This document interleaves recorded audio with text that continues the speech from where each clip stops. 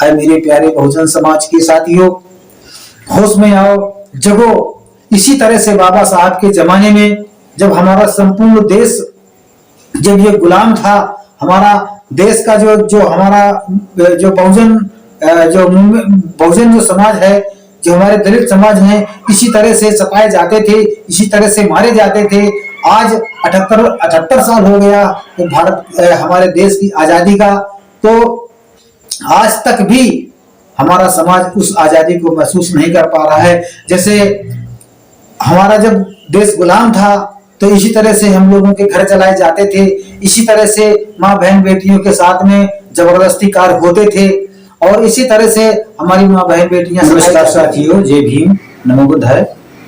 आप सतमारक right number देख रहे हैं और मैं लालचंद सतमारक। जैसा कि हमारे बहुजन समाज में बहुत बड़े बड़े अन्याय अत्याचार हो रहे हैं और इनकी आवाज उठाने वाला कोई नजर नहीं आ रहा। जैसे कि बिहार के नेवादा जिले में जो एक बहुत बड़ी घटना हुई है, ये बहुजनों के लिए बहुत बड़ा एक सोचने का विषय है और हमारे बहुजनों को सोचना चाहिए कि दलितों के 80 घर जला दिए गए, उनके घर में कितनी मुसीबतें डाली गई, कितने कहर ढाए गए और किस तरह से उनके घर जलाए गए। ये बहुत ही सोचने का विषय है। हमारा बहुजन समाज अगर इस पर विचार नहीं कर पा रहा है, नहीं सोच पा रहा है, तो ये उसके लिए एक दिन बहुत बड़ा चिंता का विषय बनेगा।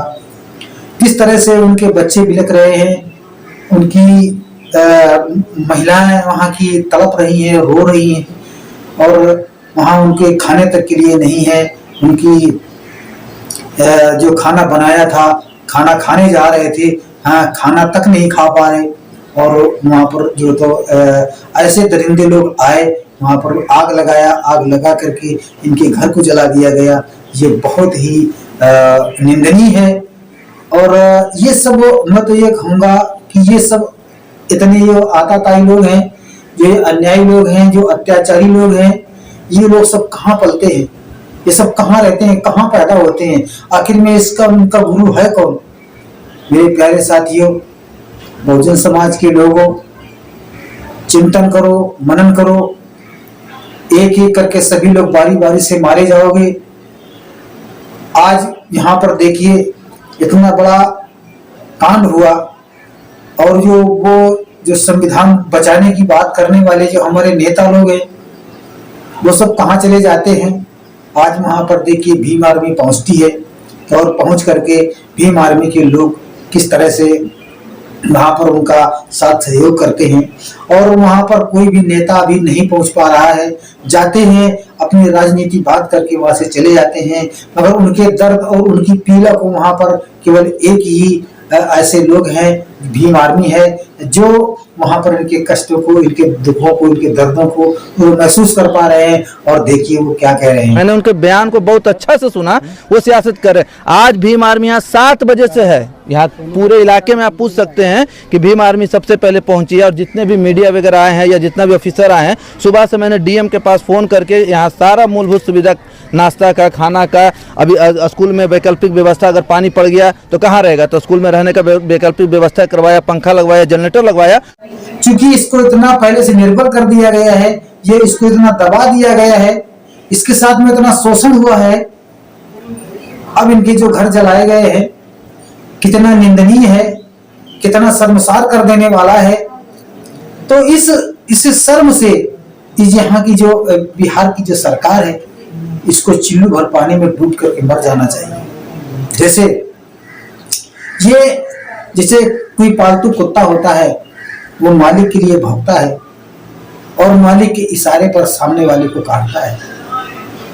तो इन कुत्तों को कौन पाल रहा है, ये किसकी शरण में पल रहे हैं, कौन इनको बढ़ावा दे रहा है?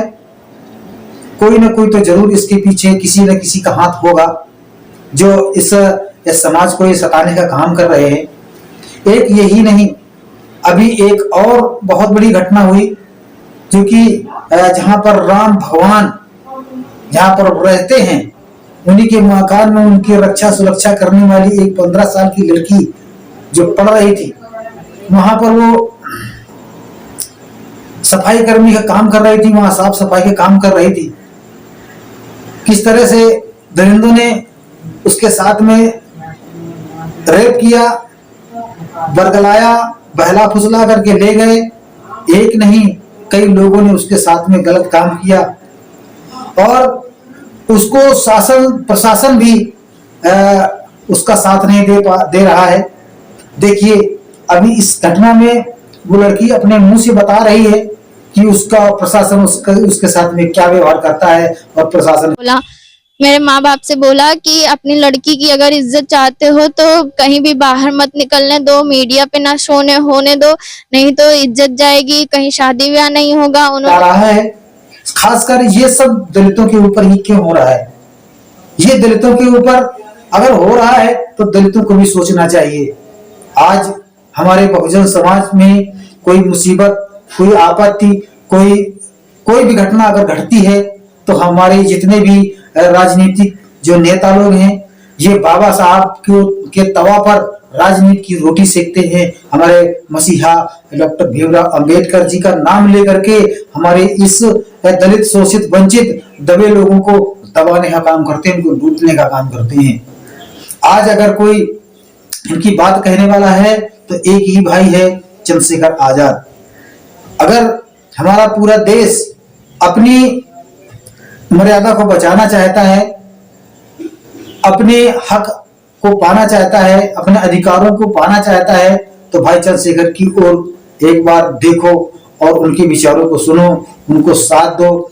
हम तो यही कहेंगे कि अगर उनको मौका मिलता है तो हो सकता है कि इनके द्वारा हमारे शोषित, दलित, वंचित लोगों को कुछ न कुछ मिल सकेगा और वो कुछ न कुछ कर सकेंगे। आज हमारा पूरा दलित समाज एक पूरे देश में हमारा दलित सताया जा रहा है। पूरे देश में दलितों के ऊपर बहुत बड़े बड़े कहर ढाए जा रहे हैं। आज जो इस बेटी के साथ में जो गलत कार्य हुआ, भगवान कहाँ थे, वो राम कहाँ थे, राम है कि नहीं है? जब उस बेटी के साथ में गलत काम हो रहा था तो क्या राम भगवान छुट्टी में थे? क्या कहाँ चले गए थे? हाँ, कुछ तो सेल्फ देना चाहिए ना, कुछ ना कुछ तो उस बेटी को करना चाहिए, मगर ऐसा नहीं हुआ। आज बिहार के लोगों में जो 80 घर जलाए गए, वहां पर कुछ जाने भी गई, क्योंकि जो भी जितने लोग वहां पर मौतें हुई हैं, उन मौतों को छुपाया जा रहा है। तो हम अपने बहुजन समाज के साथियों से कहना चाहेंगे कि ऐसी घटनाओं को देखो और इस पर विचार करो, मनन करो और ये सब गंदे पंदे काम करना बंद कर दो, छोड़ दो। एकजुटता पे आओ, एकजुटता दिखाओ और ऐसी जगह पर चल करके वहां पर उनका साथ करो, उनको सहयोग करो, जिस तरह से भी सहयोग कर सकते हो सहयोग करो। ये हमारे बहुजन समाज के लिए बहुत ही हितकर होगा। आज जो बहुजन समाज के लोग वहां पर जो जिनके घर जलाए गए, जो आज रोड पे घूम रहे हैं, उनके लिए कोई जगह नहीं मिल रही है, वहां पर आज भीम आर्मी पहुंच करके किस तरह से लोगों को साथ दे रही है, उनके भोजन की व्यवस्था कर रही है, उनके लाइट की व्यवस्था कर रही है, उनके पानी की व्यवस्था कर रही है। अगर इसी तरह से हमारे जो भीम आर्मी के बंधु हैं, इनको अगर साथ सहयोग मिलेगा तो जरूर वहां पर कुछ न कुछ होगा। और हम ऐसी अंधी सरकार के लिए क्या कहें कि अगर ये सरकार चाहे तो जो ये गुंडे पनप रहे हैं, जो ये अन्यायी आताताई लोग जो ये हमारे समाज में जो हमारे समाज को सताने का काम कर रहे हैं, अगर ये सरकार चाहे तो एक दिन क्या 1 मिनट में इन लोगों का हिसाब हो सकता है, मगर ना ऐसा नहीं हो पा रहा है। आखिर में ये भारत सरकार क्या चाहती है, ये इसकी बहुत बड़ी कड़ी निंदा होना चाहिए और एकजुटता दिखा करके ऐसी सरकारों को और ऐसे नेताओं को सबक जरूर सिखाना चाहिए। अरे मेरे प्यारे बहुजन समाज के साथियों, होश में आओ, जगो। इसी तरह से बाबा साहब के जमाने में जब हमारा संपूर्ण देश जब ये गुलाम था, हमारा देश का जो हमारा जो बहुजन जो समाज है, जो हमारे दलित समाज हैं, इसी तरह से सताए जाते थे, इसी तरह से मारे जाते थे।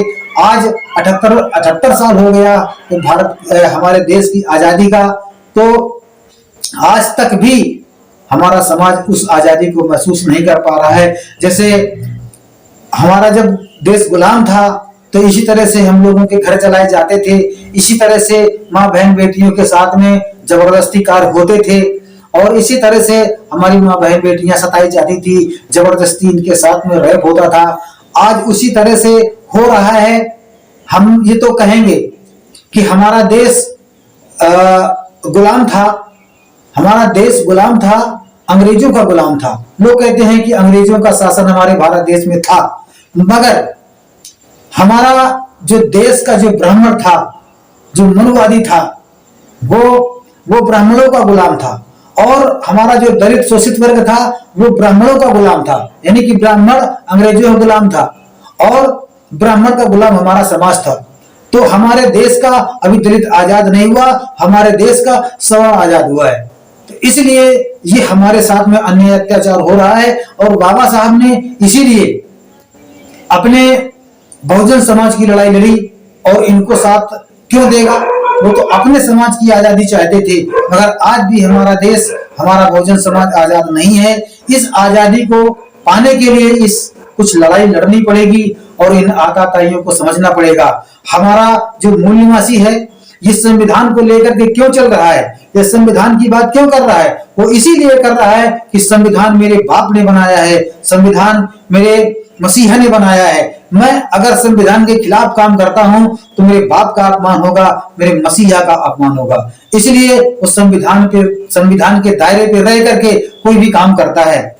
अब अगर यही होता रहा तो एक न एक दिन ये बहुजन समाज जरूर जगेगा और वो संविधान को एक तरफ रख करके कानून को अपने हाथ में लेकर के, जिस तरह से ये लोग कानून को हाथ में लेकर के काम करते हैं, तो हमारा भी बहुजन समाज एक दिन उठेगा और जगेगा, उसको होश आएगा और वो भी एक दिन कानून को अपने हाथ में लेकर के संविधान को एक तरफ रख करके इन दुश्मनों से, इन आताताइयों से और ऐसे नेताओं से वो जरूर भिड़ेगा। मुझे विश्वास है वक्त आने वाला है और इसका हिसाब होने वाला है, हिसाब होगा। क्योंकि जो जागरूक व्यक्ति हैं, जो जिंदा हैं, जिनका जमीर जिंदा है, वो लोग क्रांति के लिए तैयार हैं और लोग क्रांति करेंगे। इस देश में एक बार क्रांति जरूर आएगी अगर ये हमारा बहुजन समाज इसी तरह सताया जाता रहेगा। मगर ये मुझे भरोसा है, क्योंकि इन लोगों के दिमाग में पता नहीं, ये दलित शोषित जो लोग हैं, इनके दिमाग में पता नहीं क्या कीड़े मकोड़े नजर आते हैं। ये गरीब लोग, इनके लिए सब इंसान नजर नहीं आते हैं। इसलिए इन इंसानों को जरूर कुछ न कुछ सबक सिखाना होगा। मुझे विश्वास है कि एक दिन ये समाज जग करके कानून को हाथ में लेकर के इनको सबक सिखाने का काम करेगा। इसलिए मेरे प्यारे साथियों, ये वीडियो आपको कैसा लगा? अगर वीडियो अच्छा लगा है तो इसको लाइक कर दीजिएगा और साथियों को शेयर करके जरूर बताइएगा कि बहुजन समाज हमारा जगे और जग करके इन दुश्मनों से के लिए कुछ विकल्प निकाले। और चैनल को सब्सक्राइब कर लीजिएगा। जय भीम, नमो बुद्धाय।